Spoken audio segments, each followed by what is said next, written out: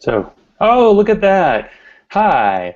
In tonight's By the Seat of My Britches version of Going for Two, we'll talk about retirement, legal fun in North Carolina, the possibility of Sharona's head literally popping off at the thought of Greg Hardy and Adrian Peterson sharing the same locker room, and the Titans signed players who might be NFL caliber. What have we learned? Well, when it comes to beer, Sharona and Justin Bonneville of the Football Guys, and I know your last name, but I'm not going to use it correctly because you delayed your appearance on the show tonight.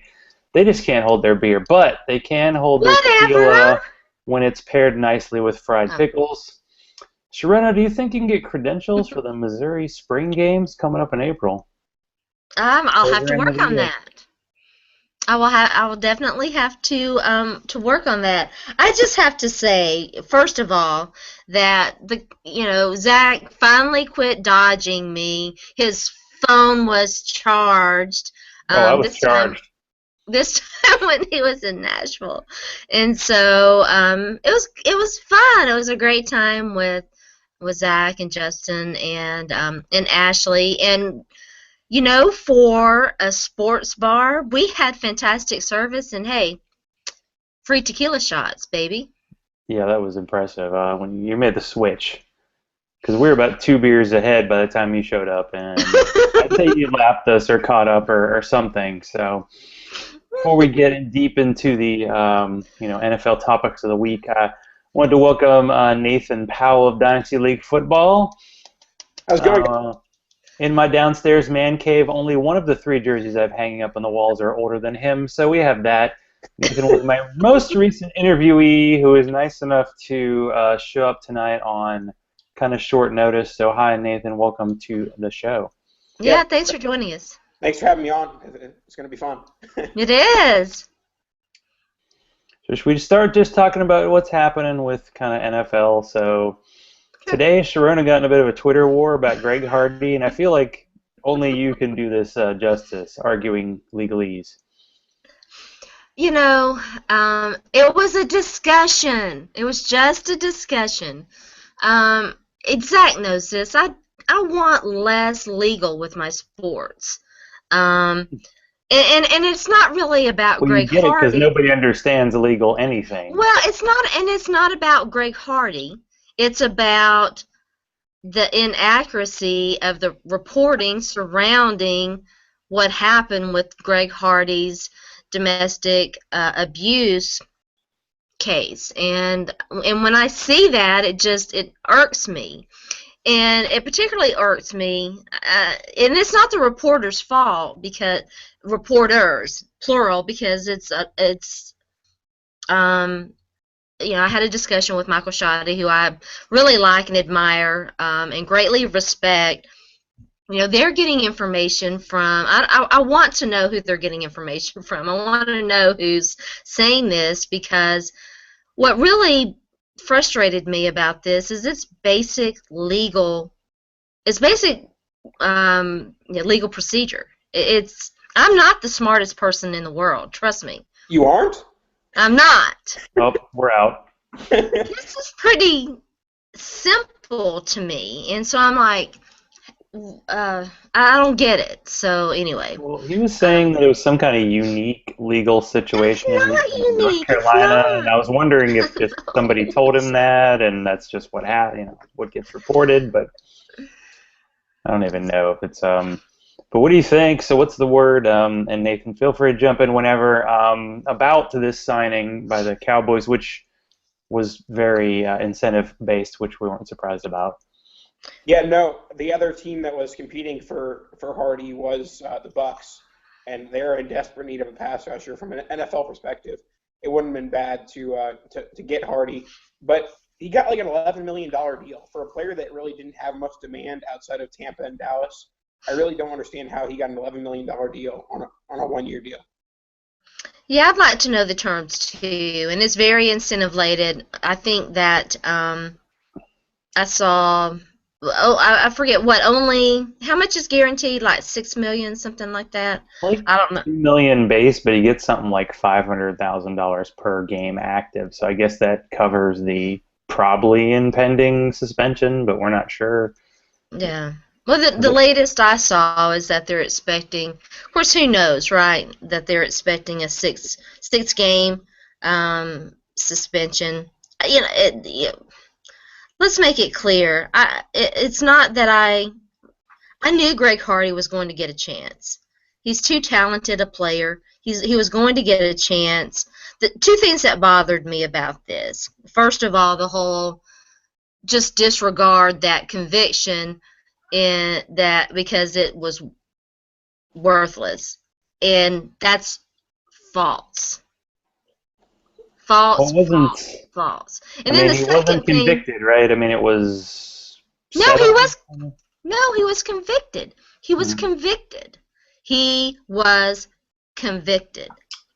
But he was convicted in a lower court where they only hear cases in front of judges. It's very common. This is not unique. This is not unusual. But because you have a right to a jury trial, you have a right to have your case heard before a jury of your peers, you get an automatic right of appeal.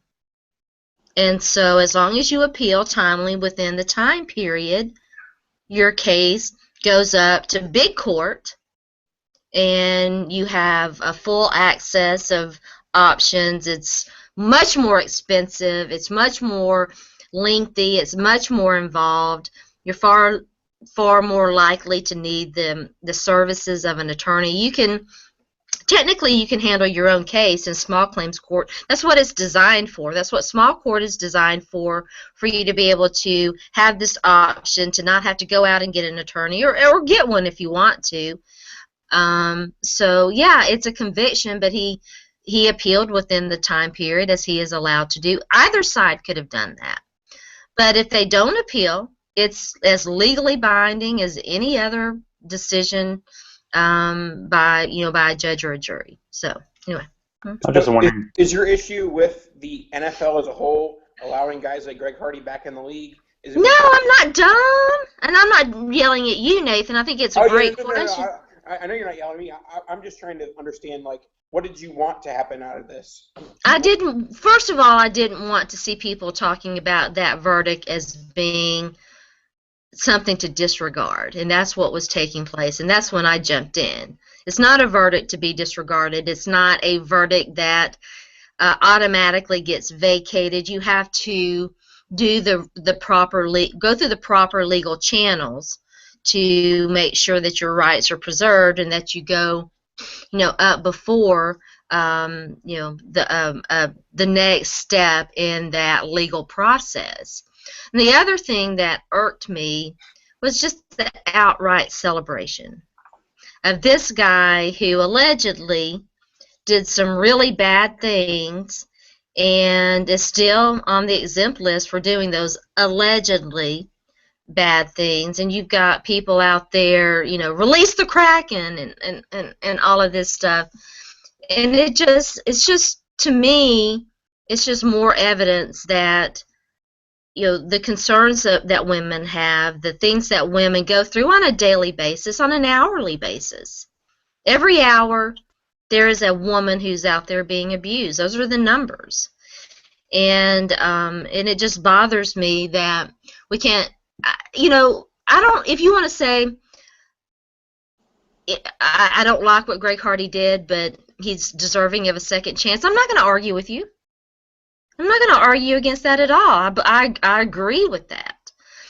But, please don't openly celebrate in my face as if this is some great victory for justice and for the NFL, because I think if you talk to a lot of women, you would find that they find that attitude gross.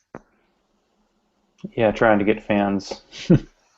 Yeah, I mean, the same thing's going to happen when Adrian Peterson is either reinstated or traded or signed or whatever. The same uproar is going to happen wherever he signs or is traded. Mm-hmm. Like, oh, Adrian Peterson, we love him, woo! And let me point out, I was defending Adrian Peterson when people were saying it was wrong for him to appeal, that it was wrong for both him and Ray Rice to take their cases to district court. I felt like the legal process that the NFL went through in doing what they did to those two guys was wrong, and I completely I completely supported their right, and I said when the district judge, the same district judge in both cases, said that the NFL acted outside the legal boundaries of the law, I agreed, and I said, yes, they did. Yeah, this isn't looking good for the NFL in any case, I'm guessing. Because with Greg Hardy, I just wondered, for the purposes of suspending, if they needed him to be convicted or if it was enough because it's gone through the news and been such a bad story for them that they would just suspend him anyway. But I don't even think they've officially decreed that yet, have they? Well, it was an agreement. Adrian, that is what happened with Adrian Peterson. A little bit different. He was suspended, but he got paid. Yeah, I mean, they're both on the exempt list, but I guess for actually being activated for next year, they're supposed to get a 6-game suspension, but it's, yeah, the NFL decision. Penalizing players outside of the legal system is sometimes. And I will say this, and then this is the last thing, and we talk sports, because, yeah. But let me say this. The NFL, in all fairness, the NFL does not need to let Adrian Peterson or Greg Hardy dangle like they are. Make a decision, damn it, and say what you're going to do so these guys can know what's going on with them. I think what the NFL is doing with both Greg Hardy and Adrian Peterson, from a fairness standpoint, is wrong. Yeah, they should let people know what's happening. I mean, the whole Ray Rice thing last year was just, okay, 2 games. Oh, just kidding. Well, we got the video. Okay, it's worse. The concept of double jeopardy in what the NFL is doing is wrong, because while it's operating as a quasi-judicial legal system, it really isn't one. And we've got to be careful to make sure that they don't step outside the boundaries of what they should do. And, you know, it's tough. It's really tough. And, you know, another thing that is really of big concern is that the NFL, in doing a lot of what it's doing, it's operating outside the CBA. The players didn't collectively. This was agreed upon, and they didn't collectively bargain this, and it's a huge issue that doesn't get talked about enough. Yeah, the players seem like they're getting kind of stepped on, but I do agree with what I posted earlier that Sharona and I should get to cover the next Players Association meeting, which was held in Hawaii. Yeah, right. I'm sweating. There's some lava flows and a few drinks there, and yeah. Yeah, why didn't we get invited? Yeah, next time. Oh, we'll make our transition. Let's do it. So I'm a University of Missouri grad. So I saw that Michael Sam was on Dancing with the Stars. Is it bad that the judges complained about his footwork, or is it worse that I know this? I don't watch Dancing with the Stars. Nathan, do you? No, I do not. Well, we had the TiVo set because I wanted to record the Oprah got documentary with Michael Sam, and I missed it when it was on. So it automatically recorded Dancing with the Stars, and we fast-forwarded through the rest of the show and just thing. And I thought he'd fine, but hey, what do I know? You know, he doesn't have my moves. Luckily for him. I think we should test this. Don't you think that Zach should be doing like the break dance, the moonwalk in the background, so that we can judge him? Like maybe a 5, or you know, a 7, or maybe a 2. Yeah, if you want a little sit down dance, we can get in a shot. Let's see if this works right here. Come on. I'm just doing sitting down. That is a very married guy dance. Yeah. White boy shovel. Yeah, I'm gonna stop that right now. Yeah. What's that game? All right, I'll be kind. I'll give you a 2. They pull you off the stage. That's me right there.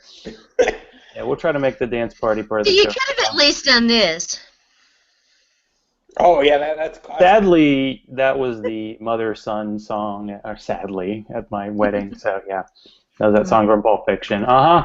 And nobody got the joke but us, or maybe that's because John Travolta can dance. So yeah, NFL news continues. Chris Borland retirement. So is this a league-shaking move, or is this just one guy making this decision? He wasn't really that highly touted, but he had a nice rookie season. I don't know. What's the thought on that? So I watched the OTL outside the lines on this, and they made a kind of a good point. I don't think this really has much of an impact at the NFL level. It's just one guy, and we're going to forget about it in a week anyways.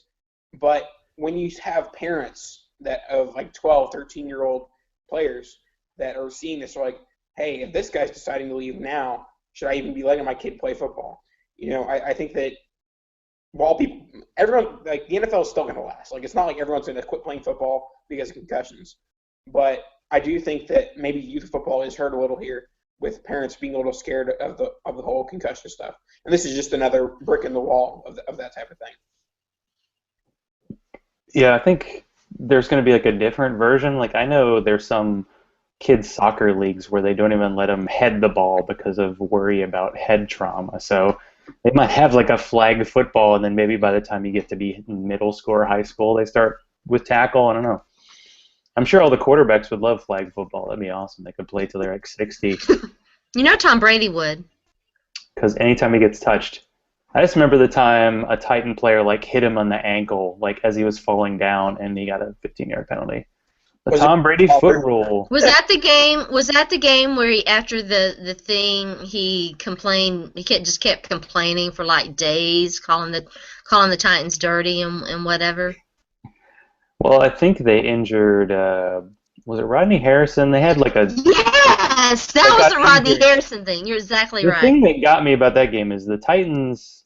I think that was the year the Titans were like, they needed like 5 teams to lose to make the playoffs. And the Patriots didn't need to win, and they absolutely plowed the Titans. And then one of their starters got hurt, and I was like, why'd you play him? A year or two later, Wes Welker played in Week 17, tore his ACL. Yeah. So, yeah. So then in your face, Patriots who've won 4 Super Bowls in the last 12. Okay, anyway. Yeah. So from a dynasty perspective, is the Borland retirement, like, that was right after Patrick Willis retired. So is that like a double kick in the balls for IDP people and 49ers fans?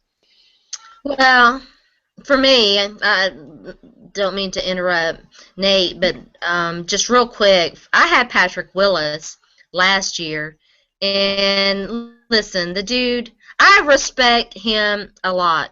He's been a great player, but for dynasty purposes, for fantasy football purposes, I would have avoided him like the plague.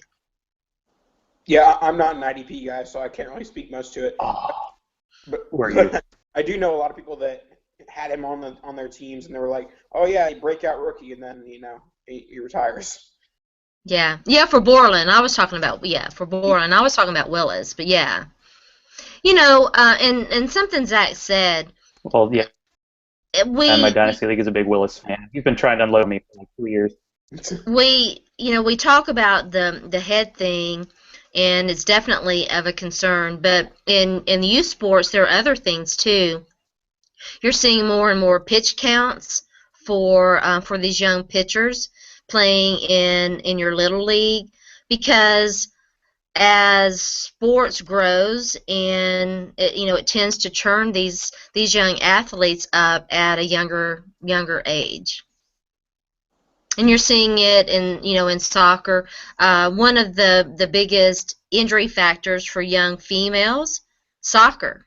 You're seeing a lot of knee injuries, and so there's a lot of discussions about that. So, yeah, and I don't mean to downplay head injuries. They're a huge concern, a big issue. The injury concern overall has permeated youth league sports. That's true. Those kids but I know, isn't it women are more likely to tear ACLs anyway, so that's a more common kind of injury. It's something about the structure of their knee. I feel fortunate that I never had one. You never had an ACL, or you never torn an ACL? I never torn my ACL. As far as I know, I still have both of them, because you can have tears, medial. You can even have ACL tears in your knees and not know it until you get some sort of triggering factor that causes it to manifest itself. Well, next time I go to Nashville, we will do a dance party after the drinking, and then we will tear something. Tear it up. Yeah, so a quick moment here. So currently I'm drinking the Old Brown Dog from Smutty Nose. What's everybody else got on the beverage? I am drinking a A red wine. It's a red wine. Oh, I am drinking a Malbec. And Okay. I'm drinking a single chair Magic Hat. Uh, Oh, you just got a since I 12-pack. back in September, I've been like sampling different types of beers, whatever. And I had like Magic Hat 9 or whatever like a couple days ago, and I was like, oh, this is a good beer. And so I bought like the spring variety pack today. So we'll see how it goes. Yeah, I appreciate that. Yeah, you're getting number 9, which is a a famed number for the Titans, and that beer bottle looks like the old creamsicle jerseys for the Bucks, so that's good. So you got a double Those whammy were there. those were the worst. Ooh. I love the creamsicles. Did they change? I forget. They changed their jerseys last year. Didn't they go like with Yeah, XFL meets Arena League kind of thing? yeah, no, that was weird. It was very Nike. Oh boy. And we have a special guest, Chewy the cat, Oh, hello, Chewy the who cat. wants to be in every show. So is it kind of wild, maybe because the 49ers have more draft picks, that they've gotten all these guys who had to retire? Like Glenn Coffey a few years ago just randomly quit after his rookie year. And then they drafted Marcus Lattimore, who had 12 knee surgeries, so they had to finally get rid of him. So I don't know, they've had a few more than their share retired. I'm surprised. Like if Chris Borland had been drafted by the Titans, he would have retired before he started, I think, the first season. I'm out. I'm surprised more people do that. Oh, I got drafted by this team, I quit. Yeah. I mean, Eli threatened to do it. He was like, I'm not playing for the Chargers, screw it. Mm-hmm. Hey, what about Phillip Rivers? That's some interesting stuff about him. Whether they're not going to re-sign him. Or he might be on the trade block. I don't know. I guess that's a terrible thing to say. I was going to say, when's the last time we saw a blockbuster quarterback trade? And I was like, oh, wait. That was a couple weeks ago. Foles Bradford. Yeah, I don't know. Chip Kelly. I mean, he's getting older, but sometimes I think we make up trade ideas that are like based on being in dynasty leagues where you're like, oh, this guy's old, okay, I'm trading him. But that doesn't happen really in the NFL that much unless the guy is totally done, as far as I can tell. All right, Nathan, so in addition to your duties with DLF, you do a show called Dynasty Dudes. You want to talk more about that since we didn't get into that in our interview? I'm sorry. Oh, okay. Oh, that's your interview. I'm sorry. Anyways, Dynasty Dudes, about, I think it was early October last year, Russell Clay sent me an email. He's like, this was before I was at DLF. He was like, hey, dude, we should do a podcast. I was like, sure, that sounds good. And so we started in the middle of the regular season, and it was a fun time. We did a lot of challenges, like the gallon challenge and the cinnamon challenge and stuff like that, just to spark up our viewers. It didn't really work. We still got 14 views per episode. But yeah, no, it's a show we do every week. We had been doing it on Wednesdays, but because of Russell and I's real life jobs and whatnot, we moved it to Sunday afternoons. But yeah, we talk a lot of Dynasty. We talk a lot of pretty much everything during the NFL season itself. We break down the games and talk about DFS, talk about redraft. We're kind of all encompassing, but obviously in the off season we're more focused on Dynasty and redrafts and stuff like that.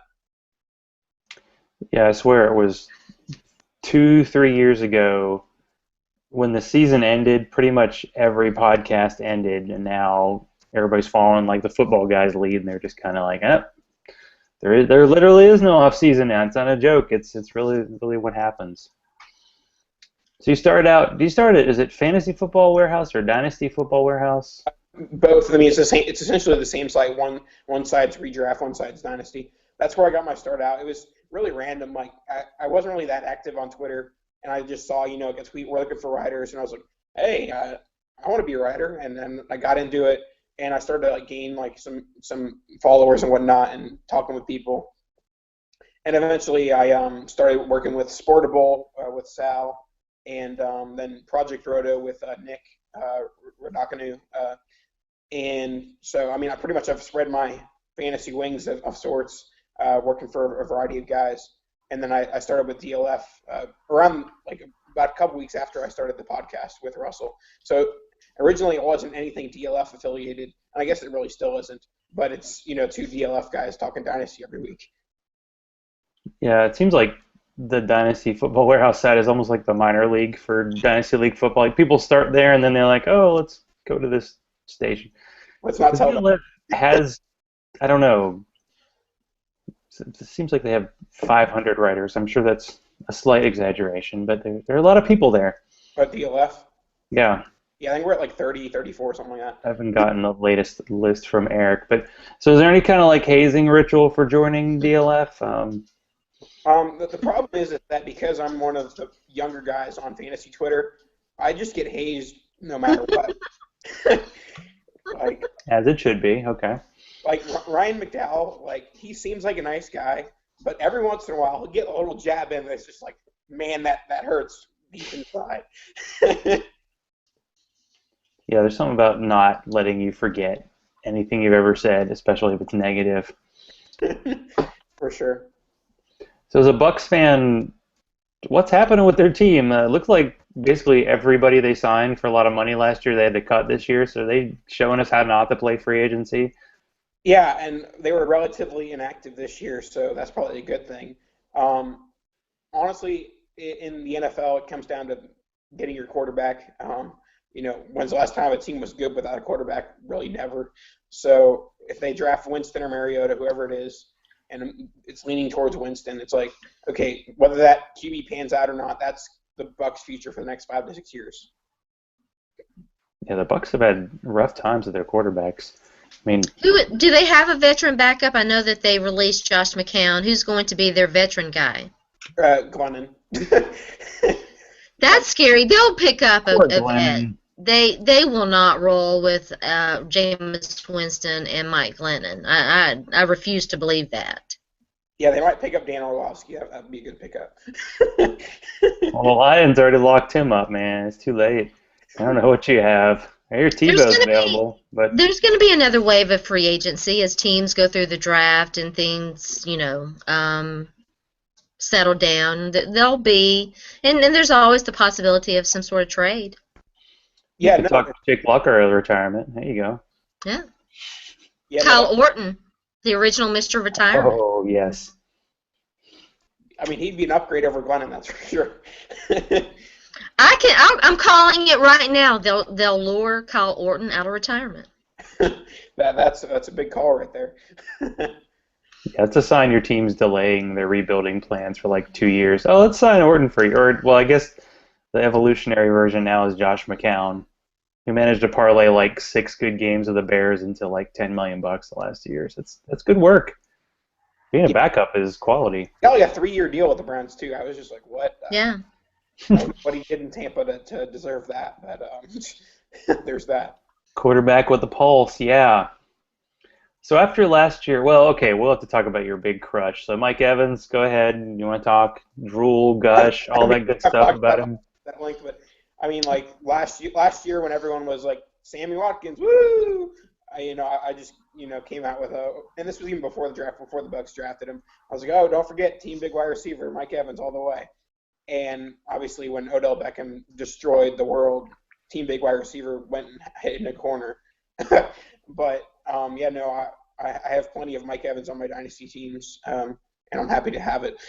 But right now his price is pretty ridiculous. And the Kitchen Sink 3 auction with Ryan McDowell, the commissions, Mike Evans is currently the most expensive non-QB to go off the board.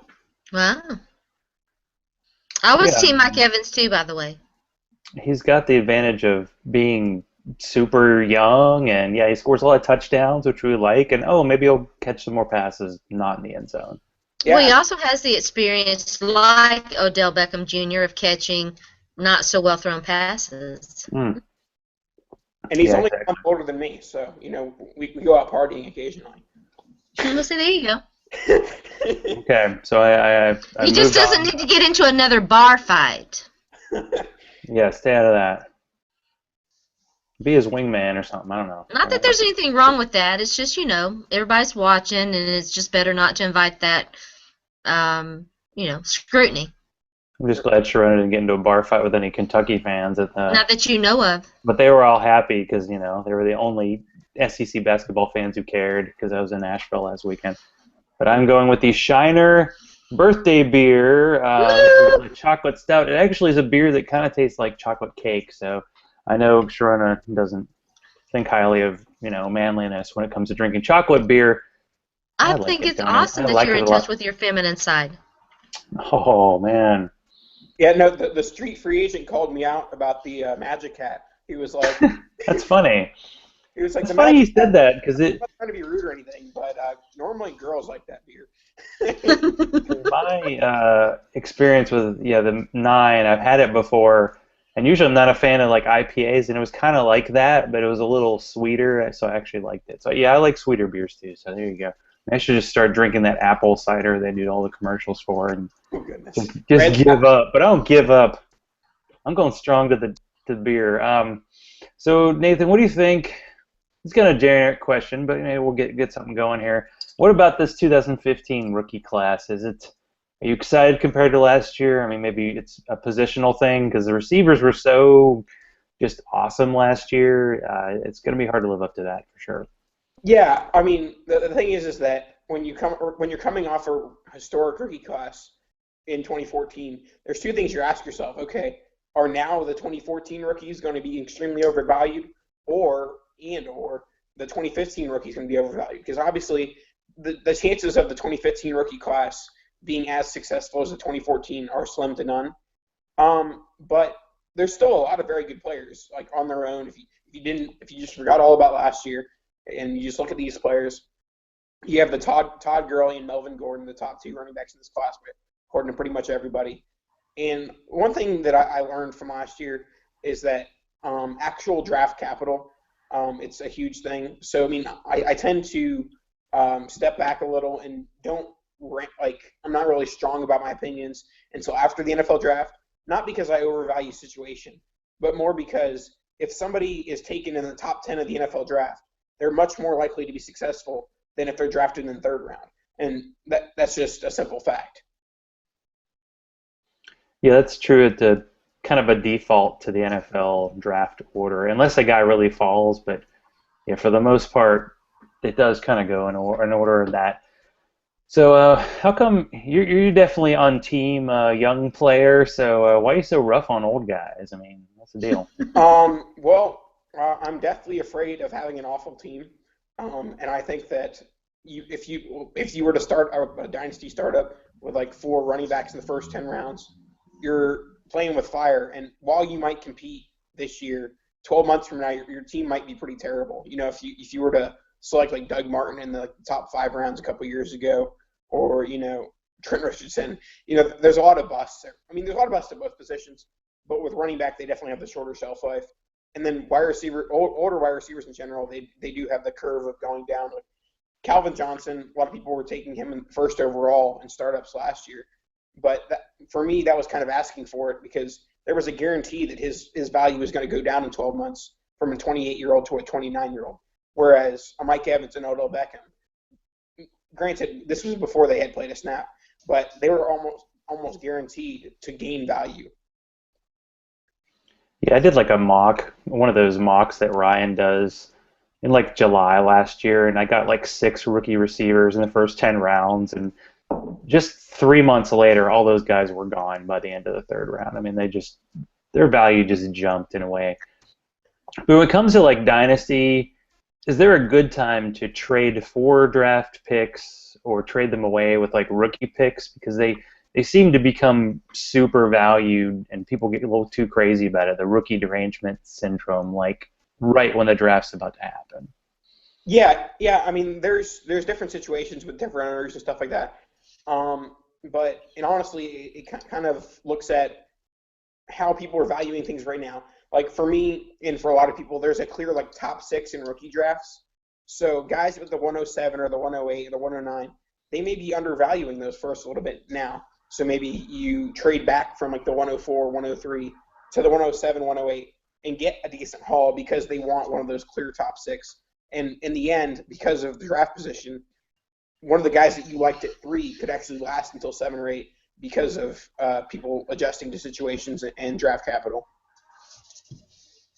Yeah, it's true. I have like the number 4 pick this year, so I'm almost like guaranteed to get a really good receiver. I had to rebuild anyway because I traded Matt Forte before last year for like the pick that became Mike Evans. And even though Matt Forte had a good year last year, I feel like eventually, that's going to be a big win. But it's one of those. it's so hard in Dynasty. Sometimes you want that immediate. It's kind of like you have that redraft mindset where you're like, I have to win now. And like, yeah, but your teams are really good in 3 years. No, I can't wait. Although I don't know, the windows seem to be narrower. You really can't predict where it's going to be in 5 years, right? It's definitely a battle back and forth, and like a lot of people don't believe in the whole punt in year one strategy because they want to compete every year. And for me, the one thing about the not punting year one or just wanting to compete every year, unless you're really, really good at evaluating when veterans are going to drop off, you're going to have a rebuild every once in a while. Mm-hmm. Yeah, man, I really wish I'd traded. And plus, you've got to decide who you're going to keep, from year to year to year, and that can really be a tough decision sometimes, especially with younger players.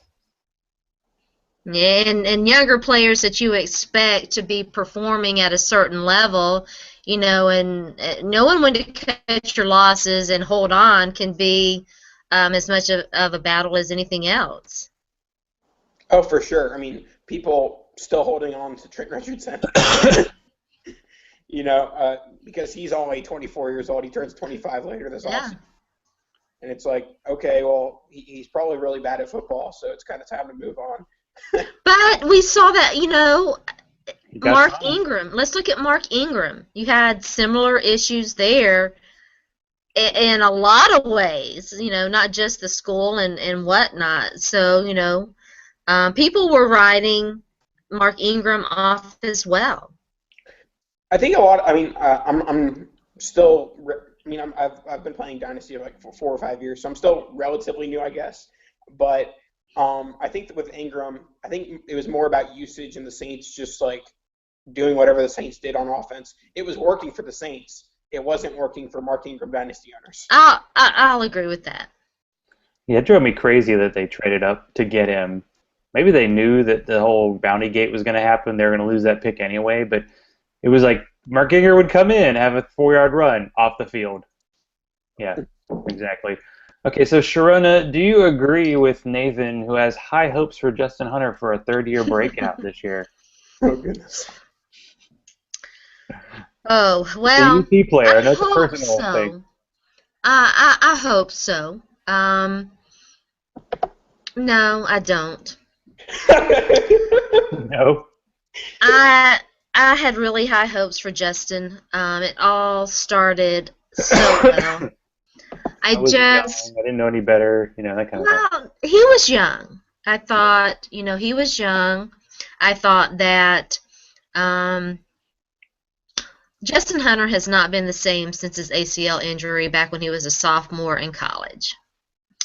I don't know what it did to him, but he has not ever recovered from it. Or maybe we just hadn't seen enough of him to know that, I hate to say this, he's somewhat soft. Yeah, so just the guy thing? Season they had, it was like Jag or something like that. Yeah. Just a guy. Yeah. They ruined him. That was a curse. Yeah, what an amazing, passes.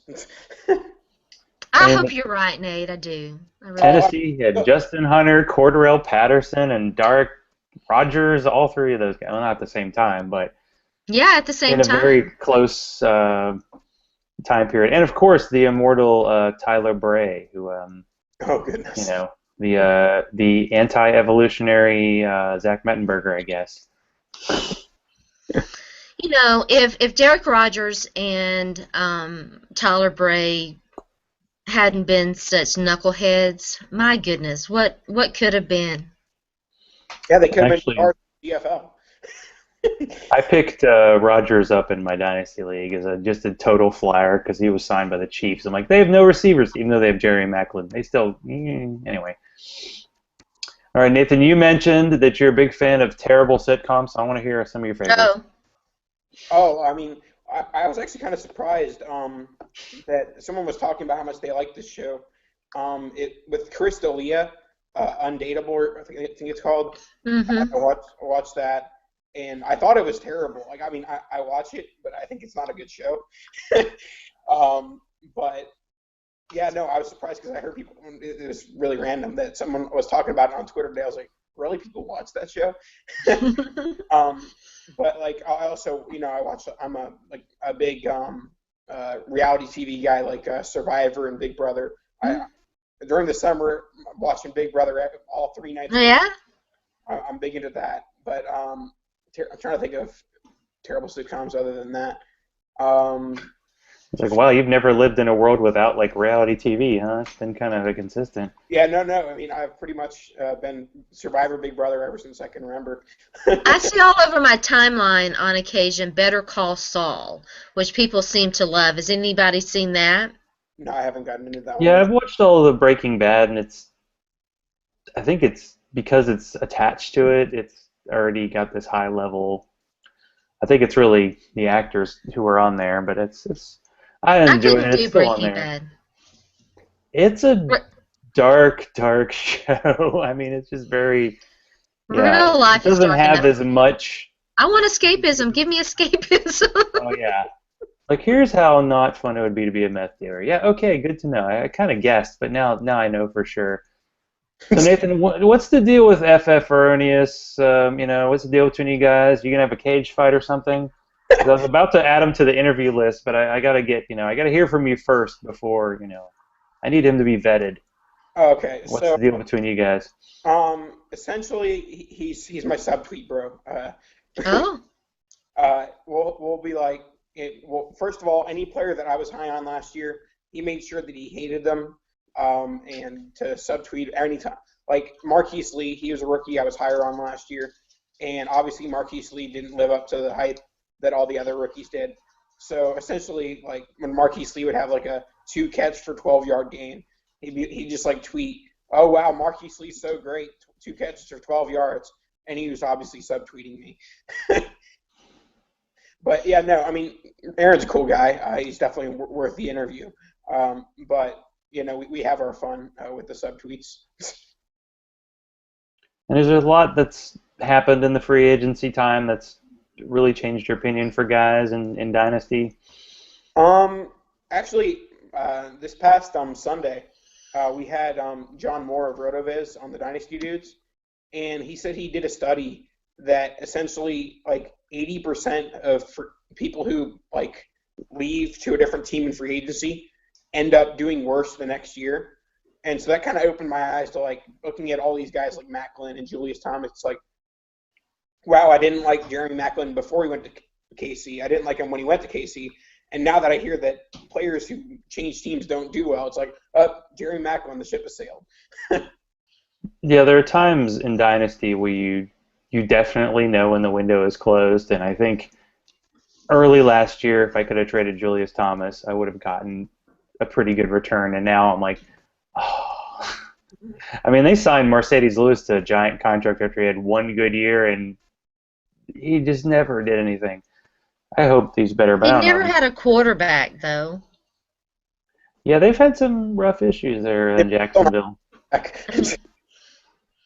I might be a little defensive because I just drafted Julius Thomas in this mock draft that Zach and I are Oh going through. yeah, we're gonna have to have a bet about that.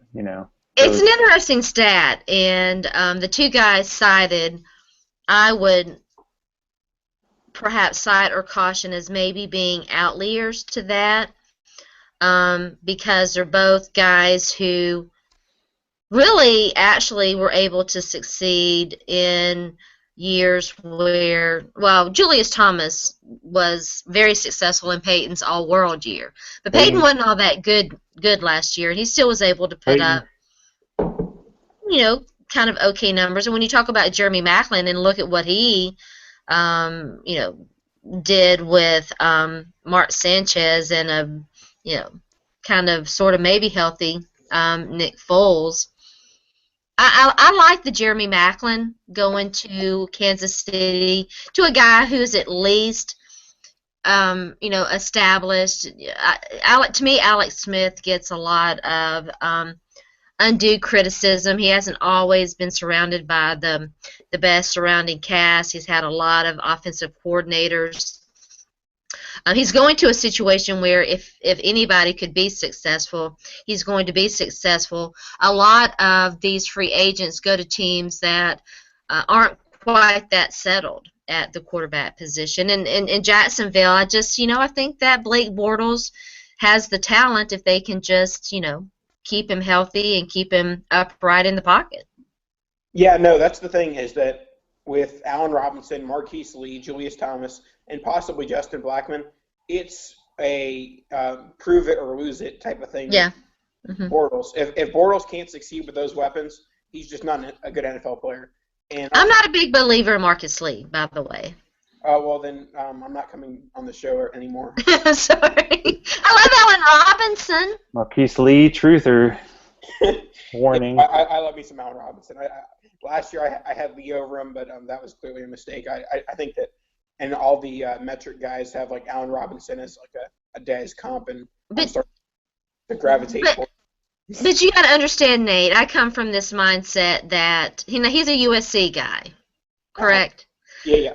When was the last time a USC skill player has been successful? Reggie Bush. Well, how long? And he just got cut. Right, y'all. I mean, I said this about Robert Woods when he came out, and he's been actually maybe a little bit better than I expected, but I just don't generally trust USC skill players, and we certainly have enough evidence here in Tennessee with Damian Williams.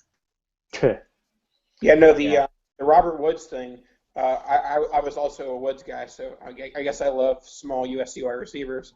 But with Woods, I was pretty upset when they signed Harvin. What were you guys' thoughts on Harvin signing with Buffalo? Yeah, and they've also got that Goodwin, Marcus Goodwin, the same name, a little bit different spelling. Yeah. They've got that little speedster. I definitely think it hurts Robert Woods' value. Yeah, no, that Buffalo loves them some small receivers. I'm definitely not the Buffalo GM. Were they running like the triple option or something with Harvin doing like a jet sweep on every play? It's interesting that he went back to Rex, but I guess he's trying to do a one-year deal to return his value. So is it time, Nathan, for me to trade on DeMarco Murray? Can I get anything decent for him? See that dynasty. Okay, in the last 2 years, the dynasty community is going more towards the young thinking. So while I'm not a huge buyer, I do think that he is being undervalued in some circumstances. So you can't really trade him for anything great. If you can get a top 3 rookie pick, I'd think about it. And it depends on your team. And you said you were rebuilding, so it's definitely a move I'd try and make. But it really depends on the league. There's some leagues that are incredibly youth heavy. There are some leagues that undervalue youth. So it really just depends. Yeah, sorry, I had to show you guys them. Yes. She was sitting here. Zach doesn't believe me. I'm sorry, Nate, but I had to show Zach. He doesn't believe me when I tell him that she'll come over and she'll sit with her back to me like, you're ignoring me and what are you doing? So. Yeah, Frank's chilling over here. He's staring at me. My cat's just so funny. His tail. Okay, so I got some questions for Nathan from his fellow DLFers. So let's try some of that. Either these guys really love you or they hate you. Let's find out. Carl Safchick, yes, he's a dude. He wants to know about your tank top collection. What's going on? Okay, so I don't really have a tank top collection. I have one tank top, and it's a throwback Tampa Bay Devil Rays tank top. Ah! And that's the best. It was probably about a year ago this time. I took an Instagram picture of me holding an American flag in the top, okay? And it was like, God bless America or whatever. And so that somehow my Twitter friends found my Instagram, and then that picture went viral on the Twitter. Twitter can be so cruel. Is that the inspiration for that avatar? I think I missed that. I've got to find it. In my avatar, it is that picture with crazy American stuff done by Fantasy Gopher, plus Mike Evans inserted by Eye the Gator. So there's lots of arts of work going in my head. Yeah, they're Oh really my big gosh, on look that. at that! See, that's good stuff. Yeah. I love it. And what is Look kind at of you. like Florida gets this rap for being extra crazy? Why have like the Bucks, the Jags, and the Dolphins, like their latest jerseys have just gone the direction of, I don't know, postmodern disaster. What's happening there? What as crazy as it's cooked up to be? I blame Nike. I don't know. I'm not sure they know what they're doing. They're a multi-billion-dollar company, but apparently they don't like Florida teams' jerseys. So this is from FF Ghost. How has scouting middle schoolers helped your work improve at DLF? Because you got to scout them young at DLF. Yeah. So during my I graduated in December from USF St. Petersburg, and so I've been with a mass communications degree, so I'm a writer, and so through various like job board postings or whatever, I did find a job with it's a company called Youth One Scouting, where essentially they go to all of the like middle school and high school events, like all-star events type thing. So essentially, I'll like go to a camp, go to an event, and I'll scout the middle schoolers and write what I see, what I think they're doing well, what I think they can improve on, and just highlight the best players from each event. As far as how that affects my DLF writing, not really at all, other than the fact that I get to use fun scouting terms like hip swivel and good footwork. Yeah, those Devy I leagues, think that's I'm cool. not quite ready yet because that's the Scott Fish thing, and I think even scouting guys who are like high schoolers, it just seems like it's gonna go bad places. There's not a lot of upside there. But you gotta do what you gotta do to get by in this writing biz. Luck in the sixth grade. So I hear, do you have a workout video, and is there any way we can view that? Okay, here's another thing. So in high school, I was in TV production, okay, and we had to like make like videos that were like entertaining or whatever. And so this was back when I don't know if you guys remember. You guys remember Shaq versus? It was like a reality show for like one summer where Shaq would face all the other athletes in their own sports. Like he'd race against Dale Earnhardt, he'd play baseball against Albert Pujols, that type of thing. So essentially, around that time, me as a fairly unathletic high schooler, I was like, you know what? Shaq does Shaq versus this and that. I'm gonna do Nathan versus. And so one of the ones that I'm pretty sure it's the only one that's available to the public right now, is Nathan versus football. So it's on YouTube. It's essentially just me like doing like a fake tryout, and it makes me look like a dumb fat kid. But it's entertaining. It has Miley Cyrus's "The Climb" as the background music. Oh, Lord. So We'll have to get the link to that. Now I've got to find it. Yeah, no. Make him a star, a bright shining star. But did you do one riding a wrecking ball? What's that? Oh no, that's not. Did you do one riding a wrecking ball? Oh, I did not do that. No. No, I'm serious. I mean, I thought when all the draft was going on that it would be cool to get a fantasy site to do like the gauntlet and do all those drills, like who would win the 3-cone at the DLF or something.